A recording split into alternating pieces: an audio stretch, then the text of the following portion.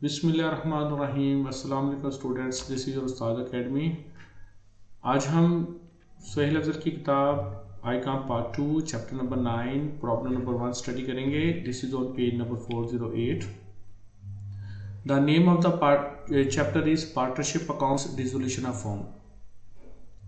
इसमें होता ये है कि जब एक फर्म डिसॉल्व हो जाती है तो उस सूरत में हमने अकाउंट्स को कैसे प्रिपेयर करना होता है, कौन कौन से अकाउंट्स बनाने होते हैं, और एट द एंड हमने उनको अकाउंट्स को क्लोज कैसे करना होता है। The problem you can see on the picture page number 408। He says A and B are partners sharing profit and loss as 3:2 respectively. On 31st December 2016 they decided to dissolve the firm. 31 दिसंबर को उन्होंने फैसला किया है कि firm जो उनका जो business है उनको डिसॉल्व कर देना है, ख़त्म कर देना है। The position of the firm on that date was as follow. जो बिजनेस की पोजीशन थी वो ये उन्होंने बताई हुई है, सनराइज एसेट्स। सनराइज एसेट्स का मतलब होता है students overall the total assets, जिसमें आपके फिक्स एसेट्स भी शामिल होते हैं, करंट एसेट्स भी शामिल होते हैं, एवरीथिंग इट इज इंक्लूडेड, यानी you can say total of all assets. This is called the sundry assets. Sundry assets में दिए हुए हैं creditors are 10,000, A capital is 25,000, B capital is 15,000। ये उसने एक छोटी सी बैलेंस शीट दी हुई है हमें कि उसके बाद वो कहता है assets were sold for ₹60,000 and creditors were paid in full. उसने कहा कि जो भी एसेट्स है सनराइज एसेट्स है वो टोटल 60,000 रुपये के बिके हैं और क्रेडिटर्स को हमने पेमेंट की है 10,000 रुपये पूरी। एक्सपेंसेस और रियलाइजेशन वर 4,000। हमने जो कंपनी को डिसॉल्व करने के ऊपर जो खर्चा किया है वो है 4,000। Pass the journal entries and prepare the realization account. उसने कहा है कि आप जर्नल एंट्री बनाएं और रियलाइजेशन अकाउंट बनाएं। याद रखिए कि स्टूडेंट्स जब भी हमने फॉर्म को डिसॉल्व करना है तो हमने रियलाइजेशन अकाउंट बनाना होता है। ये बात अच्छी तरह ध्यान में रखना है, क्योंकि जब कोई पार्टनर एडमिट होता है या पार्टनर लीव करता है बिजनेस को तो उस सूरत में हम रीवैल्यूएशन अकाउंट बनाते हैं, जो कि हमने प्रीवियस चैप्टर्स में स्टडी कर चुके होंगे। प्रॉब्लम आपके सामने है। फर्स्ट स्टेप में हमने जर्नल एंट्री बनाएंगे। जर्नल एंट्री आपके सामने जर्नल बना हुआ है, डिस्क्रिप्शन है, debit and credit, realisation account debit and sundry assets on credit. Students ये कैसे, फर्स्ट जर्नल एंट्री हम करेंगे कि जितने भी हमारे एसेट्स हैं उनको हम क्रेडिट करेंगे और रियलाइजेशन अकाउंट डेबिट करेंगे, और ये वैल्यू जो होगी वो बैलेंस शीट के अंदर होगी, वो वाली वैल्यू लिखेंगे। देखिए आप पहली जो जर्नल एंट्री करनी है हमने रियलाइजेशन अकाउंट को डेबिट करना है और सनराइज एसेट्स जो कि बैलेंस शीट के अंदर गिवन है with amount we will credit that. Narration में हम लिखेंगे assets transfer to realisation account. दूसरी एंट्री में हम क्या करेंगे, जितने भी हमारे बैलेंस शीट के अंदर क्रेडिटर्स हैं उनकी वैल्यू उनको हम डेबिट कर देंगे और रियलाइजेशन अकाउंट को क्रेडिट कर देंगे। ये बात ध्यान में रखना है कि बैलेंस शीट के अंदर जितने भी एसेट्स हैं उनको क्रेडिट करेंगे, रियलाइजेशन को डेबिट करेंगे, और बैलेंस शीट के अंदर जितनी भी लायबिलिटीज हैं उनको डेबिट करेंगे और रियलाइजेशन अकाउंट क्रेडिट करेंगे। नरेशन में आप लिखेंगे creditors transfer to realisation account. तीसरी जर्नल एंट्री हमने करनी है बैंक अकाउंट। ये बैंक अकाउंट कहाँ से आया, ये आया है एसेट्स वर सोल्ड फॉर ₹60,000, यानी कि ये जो एसेट्स है टोटल के टोटल हमें 60,000 रुपये के बिके हैं। इसका मतलब हमारे बैंक में 60,000 रुपये आ गया। And credit will be realisation account. Realisation account को क्रेडिट करेंगे।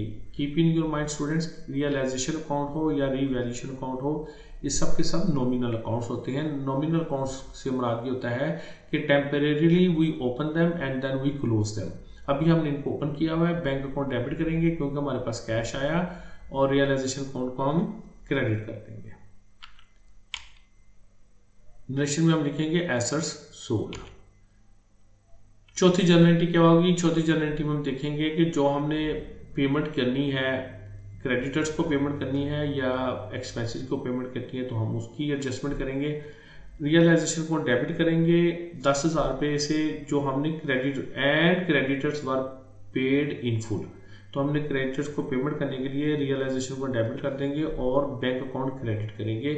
दूसरे लफ्जों में हमने क्रेडिटर्स को पेमेंट कर दी है 10,000 रुपये की। नरेशन में हमने क्या लिखना है, क्रेडिटर्स पेड इन फुल, क्या हमने क्रेडिटर्स को मुकम्मल पेमेंट कर दी।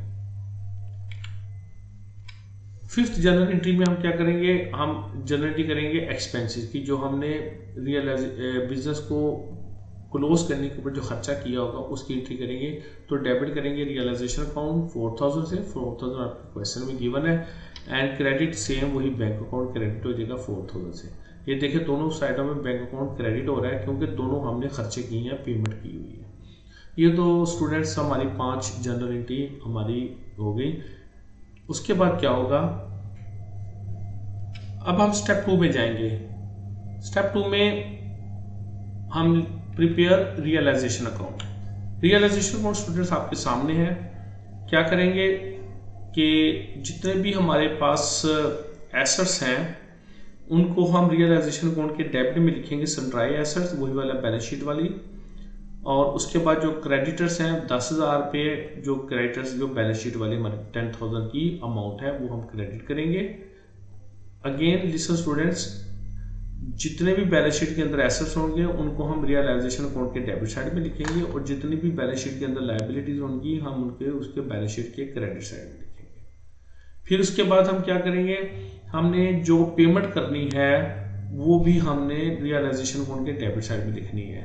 ये जनरल एंट्री भी हमने इसी तरीके से की हुई थी कि बैंक अकाउंट 10,000 रुपये की हमने पेमेंट की है क्रेडिटर्स को, और बैंक अकाउंट 4,000 की हमने पेमेंट की है। जो लास्ट जो जनरल एंट्री की थी हमने एक्सपेंसेस की, जो कंपनी बिजनेस को डिसॉल्व करने की क्लोज करने की जो एंट्री की थी वो हमने उसकी भी 4,000 जो पे किए थे, ये जो लिखा हुआ है एक्सपेंसेस और रियलाइजेशन वर ₹4,000, ये वो वाले पेमेंट है 4,000 की।